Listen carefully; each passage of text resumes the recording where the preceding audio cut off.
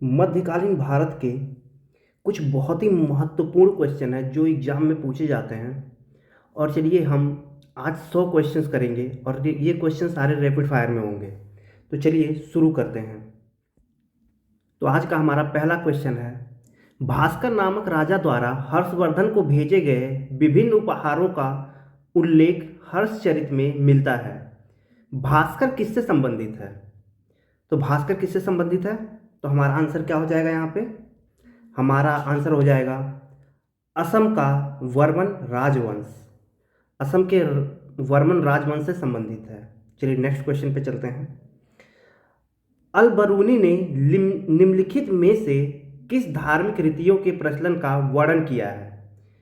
इनमें से किस धार्मिक रीतियों के प्रचलन का वर्णन किया है अल बरूनी ने? दैनिक यज्ञ, व्रत, दान, तीर्थ यात्रा। तो हमारा आंसर क्या सही हो जाएगा? अल बरूनी ने दैनिक यज्ञ का भी वर्णन किया है, व्रत का भी किया है, दान का भी किया है, तीर्थ यात्रा का भी किया है। तो हमारा यहाँ पर आंसर सही हो जाता है ए। चलिए नेक्स्ट क्वेश्चन पे चलते हैं। मध्य एशिया का विद्वान अल बरूनी किसके समय भारत आया था? ये बहुत इंपॉर्टेंट क्वेश्चन है। किसके समय भारत आया था? तो यहाँ पर हमारा आंसर हो जाता है महमूद गजनवी के समय भारत आया था। नेक्स्ट क्वेश्चन, मोहम्मद बिन कासिम था। मोहम्मद बिन कासिम कौन था? तो ये था अरब का था। मोहम्मद बिन कासिम अरब का था। चलिए नेक्स्ट क्वेश्चन पे चलते हैं। भारत में प्रथम मुस्लिम आक्रमणकारी कौन था? तो ये कौन था? ये भी बहुत इंपॉर्टेंट क्वेश्चन है, लगभग एग्जाम में पूछा जाता है। तो ये है मोहम्मद बिन कासिम। नेक्स्ट क्वेश्चन, महमूद गजनबी का दरबारी इतिहासकार कौन था? महमूद गजनबी का दरबारी इतिहासकार कौन था? बताइए फटाफट इसका आंसर बताइए। तो इसका आंसर हो जाता है हमारा उतबी था। नेक्स्ट क्वेश्चन, भारत में प्रारंभिक मुस्लिम आक्रमण के संदर्भ में निम्नलिखित कथनों पर विचार करें। तो हमारा पहला दिया हुआ है, अफगानिस्तान पर आक्रमण एवं हिंदू शासन समाप्त करने वाले प्रथम तुर्की शासक याकूब इब्न लायत था। अरब लोग पंजाब पर विजय नहीं कर सके। तीसरा दिया है, महमूद गजनबी ने हिंदू स्थापत्य कला की आलोचना की है। तो इसमें हमारा कौन कौन सा सही हो जाएगा? फटाफट इसका आंसर बताइए। इसमें पहला तो सही है, दूसरा भी सही है, लेकिन तीसरा सही नहीं है। तो यहाँ पर हमारा आंसर ए सही हो जाता है। चलिए नेक्स्ट क्वेश्चन पे चलते हैं। गजनवी शासकों के सैन्य संगठन में किस जाति के लोग सम्मिलित नहीं थे? तो किस जाति के लोग सम्मिलित नहीं थे? ग्रीक जाति के लोग सम्मिलित नहीं थे। अधोलिखित विदेशी आक्रमणकारियों में से किसने सोमनाथ मंदिर की लूट की थी? ये भी बहुत इंपॉर्टेंट क्वेश्चन है। किसने लूट की थी? तो यहाँ पर हमारा आंसर सही हो जाता है सी, महमूद गजनबी ने की थी। महमूद गजनबी ने ही सोमनाथ मंदिर से बहुत सारा सोना लूटा था। चलिए नेक्स्ट क्वेश्चन पे चलते हैं। नामांकित शासकों में से किसने अपने सिक्कों के पृष्ठभाग पर कालिमा का संस्कृत अनुवाद किया? फटाफट इसका आंसर बताइए। महमूद अवतार, अव्यक्तमकम महमूद अवतार। फटाफट इसका आंसर बताइए। इसका आंसर हो जाता है मोहम्मद गजनी। नेक्स्ट क्वेश्चन, सोमनाथ पर महमूद गजनबी के आक्रमण के समय चालुक्य सोलंकी वंश का गुजरात में शासक कौन था? ये बहुत ही इंपॉर्टेंट ये भी क्वेश्चन है। फटाफट बताइए कौन था उस समय शासक वहाँ पे? तो वहाँ पर शासक भीम था। नेक्स्ट क्वेश्चन, निम्नलिखित में से कौन हिंदू शाही राजा महमूद गजनबी के विरुद्ध हिंदू राजाओं के संघ के निर्माता थे? कौन थे? फटाफट आंसर इसका बताइए। इसका आंसर हो जाता है आनंद पाल। चलिए नेक्स्ट क्वेश्चन, महमूद गजनबी के आक्रमण के समय हिंदू शाही राज्य की राजधानी कहाँ थी? हिंदू शाही राज्य की राजधानी क्या थी? तो इसका आंसर हो जाता है उद्भांड। नेक्स्ट क्वेश्चन, निम्नलिखित में से वह कौन सी पुस्तक है जो मोहम्मद बिन कासिम द्वारा सिंध विजय के इतिहास का मूल अरब ग्रंथ का फारसी अनुवाद है? तो कौन सा है फारसी अनुवाद? कौन सा है इसका? बताइए फटाफट आंसर। तो इसका हो जाता है चचनामा। चलिए नेक्स्ट क्वेश्चन पे चलते हैं। इनमें से कौन गजनी राजवंश का संस्थापक था? ये भी बहुत ही इंपॉर्टेंट क्वेश्चन है। गजनी वंश का संस्थापक कौन था? तो इसका आंसर हो जाता है अलप्तगीन। अलप्तगीन जो था वो गजनी वंश का संस्थापक था, जो अभी के अफगानिस्तान में है। और गजनी का ही जो गुलाम था, जो उसका दामाद था सुबक्तगीन, वो बाद में वहाँ का शासक बना। उसके बाद उसका बेटा था महमूद गजनवी। चलिए नेक्स्ट क्वेश्चन पे चलते हैं। मोहम्मद बिन कासिम के आक्रमण के समय सिंध के शासक का नाम क्या था? सिंध के शासक का नाम क्या था? तो यहाँ पर क्या आंसर हो जाएगा हमारा? आंसर दाहिर। चलिए नेक्स्ट क्वेश्चन पे चलते हैं। निम्नलिखित कथनों में से कौन अल-बरूनी के संबंध में सही नहीं है? तो पहला दिया है वह एक धर्मनिरपेक्ष लेखक था। उसका ग्रंथ उस समय के जीवंत भारत से प्रभावित था। वह संस्कृत का विद्वान था। वह त्रिकोणमिति का विशेषज्ञ था। तो इसका आंसर हमारा क्या सही हो जाएगा? तो यहाँ पर वो नहीं था, धर्मनिरपेक्ष नहीं था वो। तो इसका आंसर यही सही हो जाएगा। नेक्स्ट क्वेश्चन दिया हुआ है, बिहार और बंगाल की विजय करने वाला तुर्की सेनापति कौन था? बिहार और बंगाल के विजय करने वाला तुर्की सेनापति कौन था? तो इसका आंसर हमारा हो जाएगा बख्तियार खिलजी था। किस मुस्लिम शासक के सिक्कों पर हिंदू देवी लक्ष्मी का अंकन मिलता है? तो किस पे मिलता है? मोहम्मद गौरी पे मिलता है। निम्नलिखित में से मध्य एशिया के किस शासक ने 1192 में उत्तर भारत को जीता था? तो किसने जीता था? शिहाबुद्दीन मोहम्मद गौरी ने जीता था। चलिए नेक्स्ट क्वेश्चन पे चलते हैं। मोहम्मद गौरी ने सर्वप्रथम भारत में निम्नलिखित में से कहाँ आक्रमण किया? कहाँ आक्रमण किया था उसने? सर्वप्रथम मुल्तान में किया था। निम्नलिखित भारतीय नरेशों में से किसने सर्वप्रथम मोहम्मद गौरी को पराजित किया था? तो किसने पराजित किया था? तो यहाँ पर हमारा आंसर सही हो जाता है भीम द्वितीय ने। चलिए नेक्स्ट क्वेश्चन पे चलते हैं।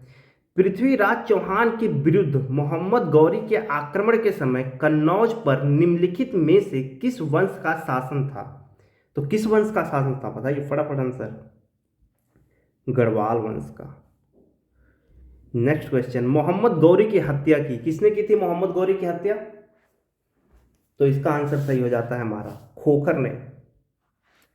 नेक्स्ट क्वेश्चन है हमारा, निम्नलिखित में से कौन राजा मोहम्मद गौरी द्वारा चंदावर के युद्ध में पराजित किया गया था?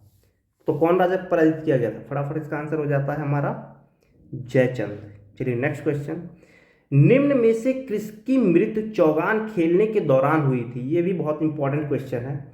तो इसका है कुतुबुद्दीन ऐबक की मृत्यु चौगान खेलते समय हो गई थी। चौगान क्या होता है? जो घोड़े पे बैठ के खेल खेला जाता था, वही चौगान होता है। दिल्ली के किस सुल्तान को उसकी उदारता के कारण लाख बख्श पुकारा जाता था? तो किसको पुकारा जाता था? ये भी था कुतुबुद्दीन ऐबक ही था। नेक्स्ट क्वेश्चन, गुलाम वंश का प्रथम शासक कौन था? तो गुलाम वंश का प्रथम शासक कौन था? कुतुबुद्दीन ऐबक था। भारत में मोहम्मद गौरी ने किसको प्रथम अक्ता प्रदान किया था? तो किसको प्रदान किया था? कुतुबुद्दीन ऐबक को प्रदान किया था। नेक्स्ट क्वेश्चन, पृथ्वीराज को कैद कर अजमेर ले जाया गया, जहां उसने मोहम्मद गौरी के अधीनस्थ कुछ वर्षों तक शासन किया। यह कथन किसका है? तो यह कथन किसका है?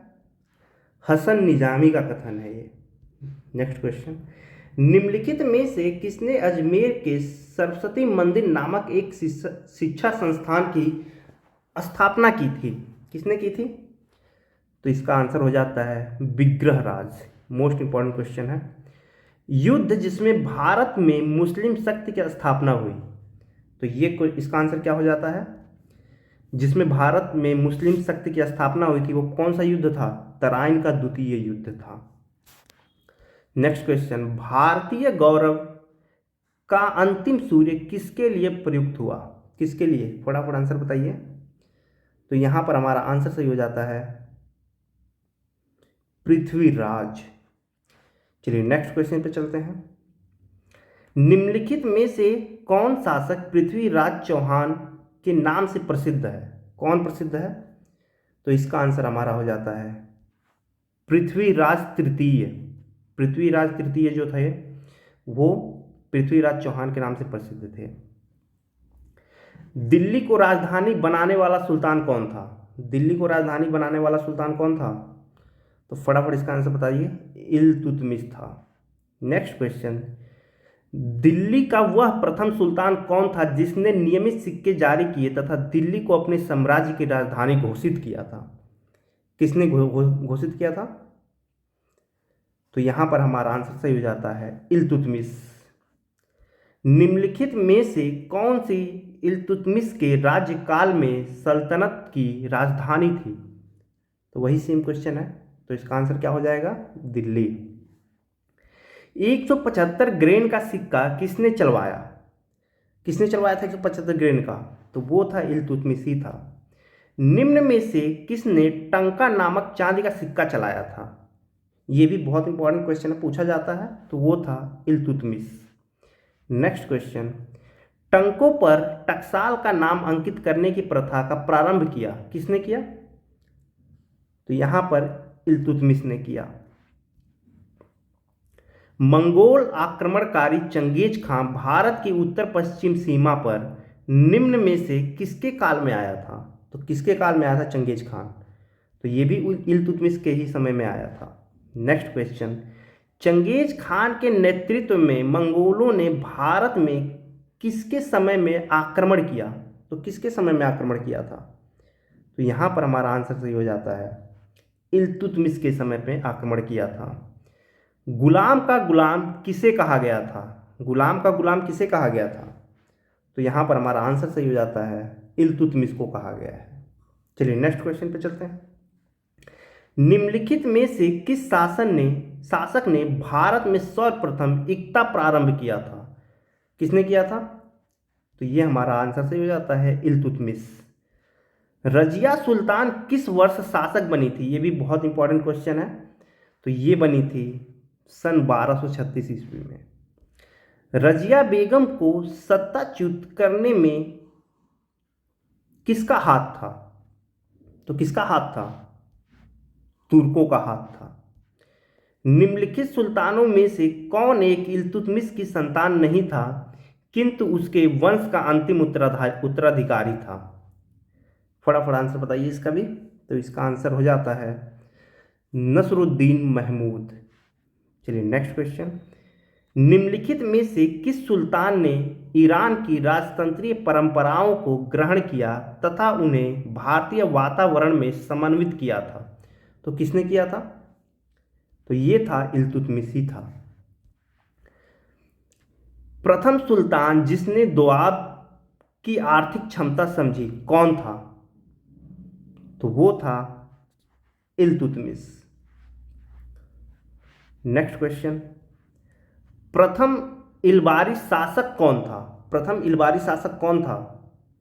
तो वो था इल्तुतमिश।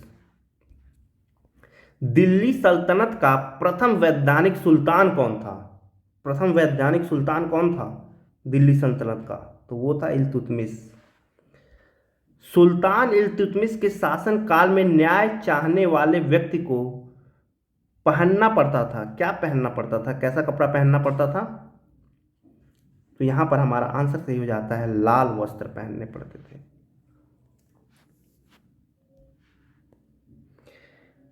नीचे दो वक्तव्य दिए गए हैं, कथन को ए और दूसरे का कारण आर चिन्हित किया गया है। तो इसमें देखते हैं, बलबन ने राजस्व सिद्धांत परिभाषित किया था, वह ताज की प्रतिष्ठा में वृद्धि करना चाहता था। तो इसमें क्या सही है और क्या गलत है बताइए फटाफट, इसका आंसर क्या हो जाएगा?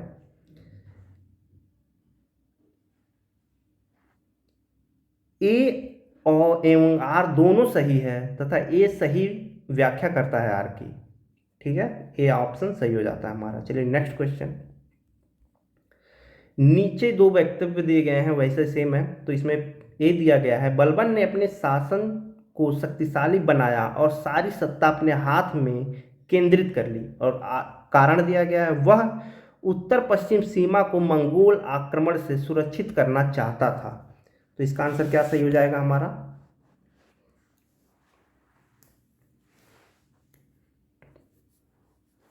इसका आंसर हो जाएगा ए और आर दोनों सही है, किंतु ए समुचित व्याख्या आर नहीं करता है। तो यहाँ पर दोनों सही है लेकिन व्याख्या सही नहीं करता है उसकी, ए की। चलिए नेक्स्ट क्वेश्चन पे, निम्नलिखित में से किसने भारत के प्रसिद्ध फारसी त्योहार नवरोज को आरंभ करवाया? किसने आरंभ करवाया था? तो ये आरंभ करवाया था बलबन ने। ईरानी पद्धति सजदा की शुरुआत की थी। किसने शुरुआत की थी? सजदा की। सजदा की शुरुआत बलबन ने करवाई थी और उसने ही की थी। चलिए नेक्स्ट क्वेश्चन, अपनी संगति शक्ति को संगठित करने के बाद बलबन ने भव्य उपाधि धारण की। क्या उपाधि धारण की थी बलबन ने? तो उसने धारण की थी जिले इलाही की। किस सुल्तान ने स्वयं को नाइवे खुदाई कहा? किसने कहा था नाइवे खुदाई? तो उसने बलबन ने ही कहा था। बलबन के द्वारा विजय के स्थान पर सुदृढ़ीकरण की नीति अपनाने के लिए निम्नलिखित में से कौन एक कारण नहीं था? तो कौन सा कारण नहीं था इसमें? इसका था उसका कमजोर स्वभाव। बाकी ये सही है। विदेशी आक्रमण का भय था, आंतरिक विद्रोह, भारतीय शासकों की तुर्की शासन को उखाड़ फेंकने की इच्छा। चलिए नेक्स्ट क्वेश्चन, निम्नलिखित में से किस सुल्तान ने तुर्काने चिहलगानी का दमन किया? किसने किया? तो यहां पर हमारा आंसर सही हो जाता है बलबन। निम्नलिखित में से बलबन के काल में विद्रोह करने वाला बंगाल का गवर्नर कौन था? तो बंगाल का गवर्नर कौन था? तुगरिल खान था। चलिए नेक्स्ट क्वेश्चन, निम्नलिखित में से कौन सा कथन बलबन के संबंध में सही नहीं है? तो कौन सा सही नहीं है? उसने नियाबत खुदाई के सिद्धांत का प्रतिपादन किया, उसने इक्तादारी व्यवस्था का प्रारंभ किया, उसने तुर्के चहलगानी का प्रभाव समाप्त किया, उसने बंगाल के विद्रोह का दमन किया। तो कौन सा सही नहीं है इसमें? उसने इक्तादारी व्यवस्था का प्रारंभ भी किया, यह सही नहीं है।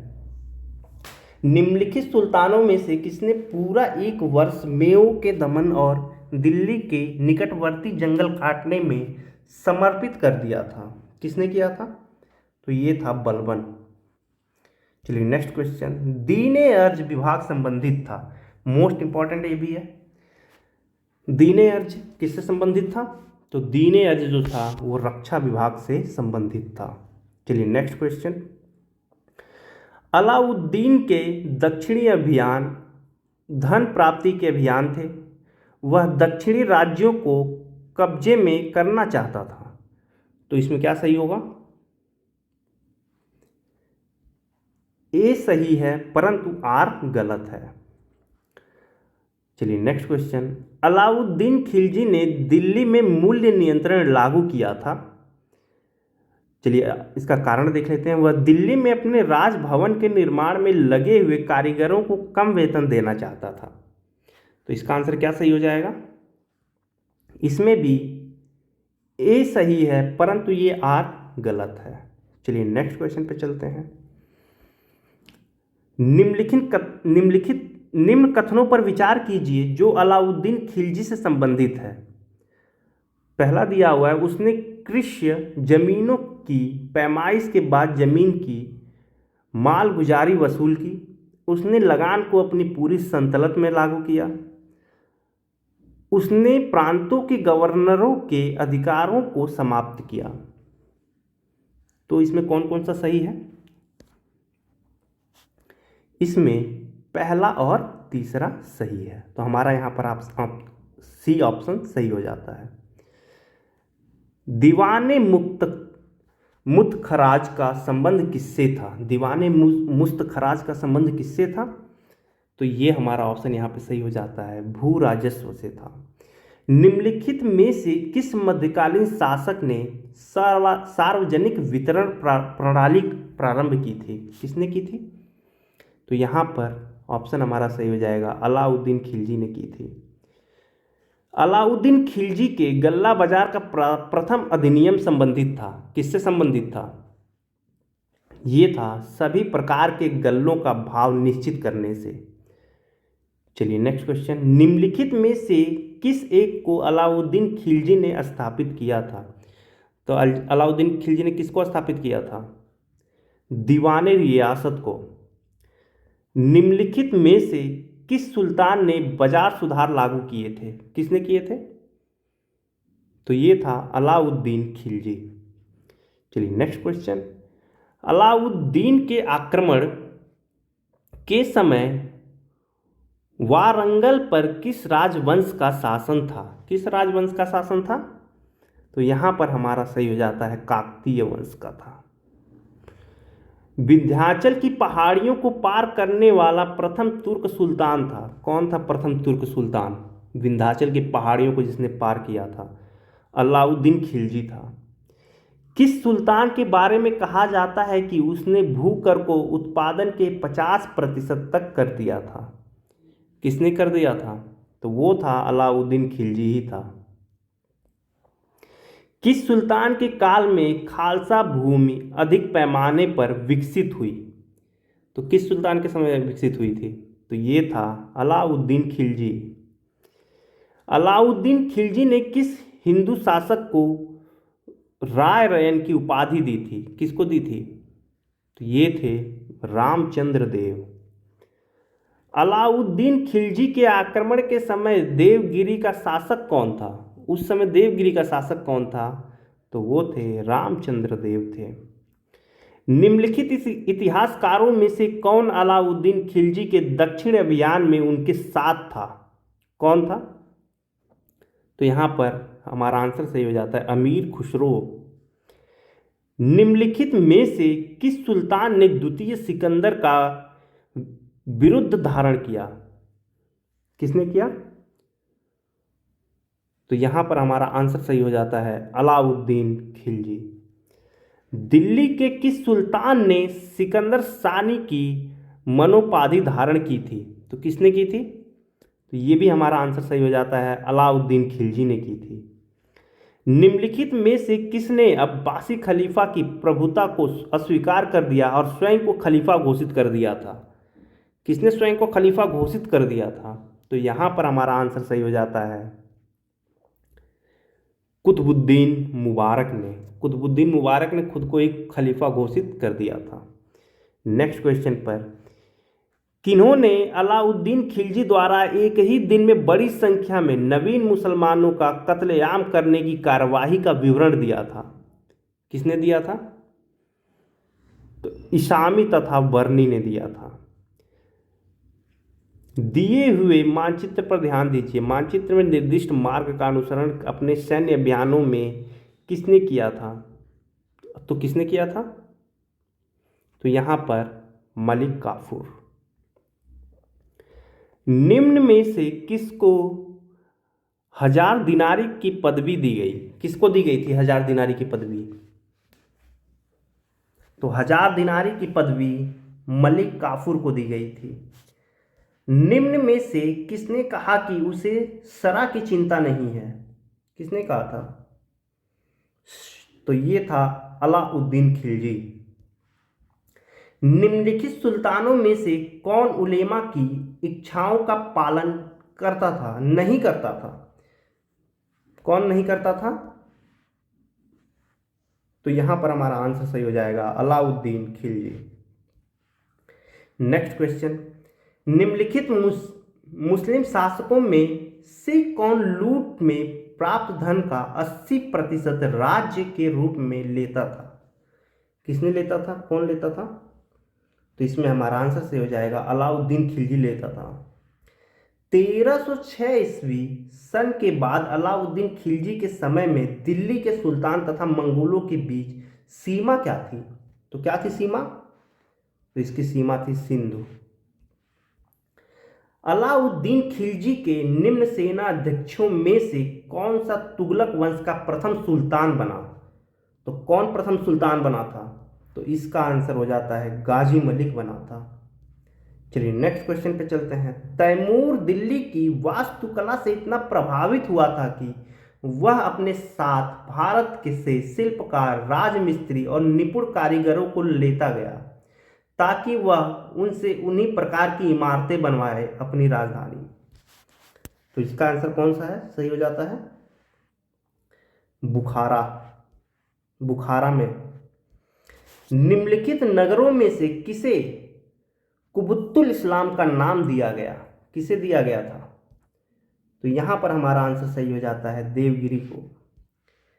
दशमलव प्रणाली के आधार पर सेना का गठन किया था। किसने किया था? तो ये था अलाउद्दीन खिलजी। दिल्ली सल्तनत के किस वंश ने सबसे कम समय तक शासन किया? किसने किया था सबसे कम समय तक? खिलजी ने, खिलजी वंश ने। मुहम्मद बिन तुगलक ने एक नया स्वर्ण सिक्का जारी किया जो इब्न बतूता द्वारा दिनार कहलाया गया। मुहम्मद बिन तुगलक पश्चिम एशिया तथा उत्तरी अफ्रीका देशों के साथ व्यापार में अभिवृद्धि के लिए स्वर्ण सिक्कों की टोकन मुद्रा जारी करना चाहता था। तो इसमें दोनों सही है या दोनों गलत है? बताइए कौन सा है? तो इसमें सी ऑप्शन हमारा सही हो जाता है। ए सही है परंतु आर सही नहीं है। चलिए नेक्स्ट क्वेश्चन पे चलते हैं। मोहम्मद बिन तुगलक दिल्ली छोड़ने के बाद 2 वर्षों तक स्वर्गद्वारी नामक शिविर में रहा। कारण दिया हुआ है उस समय दिल्ली एक प्रकार के प्लेग से बर्बाद हो गई थी और बहुत से लोग मर गए थे। तो इसका आंसर क्या हो जाएगा? ए और आर दोनों सही है। आर ए का सही स्पष्टीकरण है, मतलब दोनों ही सही है। चलिए नेक्स्ट क्वेश्चन पे चलते हैं। दीवाने अमीर कोही नामक पृथक कृषि विभाग की स्थापना दिल्ली के किस सुल्तान ने की थी? तो किस सुल्तान ने की थी? तो यहां पर हमारा आंसर हो जाता है मोहम्मद बिन तुगलक। मोहम्मद बिन तुगलक के अंतर्गत दीवाने अमीर कोही किस विभाग की देखभाल करता था? तो किस विभाग की देखभाल करता था? तो इसका आंसर फटाफट बताइए क्या हो जाएगा? कृषि की उन्नति। दिल्ली के किस सुल्तान ने एक पृथक कृषि विभाग की स्थापना की थी एवं फसल चक्र की योजना बनाई थी? तो इसका आंसर क्या सही हो जाएगा? तो इसका आंसर हमारा सही हो जाएगा मोहम्मद बिन तुगलक, जिसको एक पागल सुल्तान भी कहा जाता था। चलिए नेक्स्ट क्वेश्चन। निम्नलिखित सुल्तानों में से किसने कृषि के विकास के लिए निर्धन किसानों की तकाबी बांटी जिसे सुंदर कहते थे? तो इसका आंसर क्या हो जाएगा? फटाफट बता दीजिए। इसका भी आंसर हो जाएगा मोहम्मद बिन तुगलक। ये हमारा लास्ट क्वेश्चन था। मिलते हैं नेक्स्ट अपने पार्ट में, वहाँ पे भी हम 100 क्वेश्चन करेंगे और ये क्वेश्चन बहुत इंपॉर्टेंट हैं। तो चलिए मिलते हैं, तब तक के लिए धन्यवाद।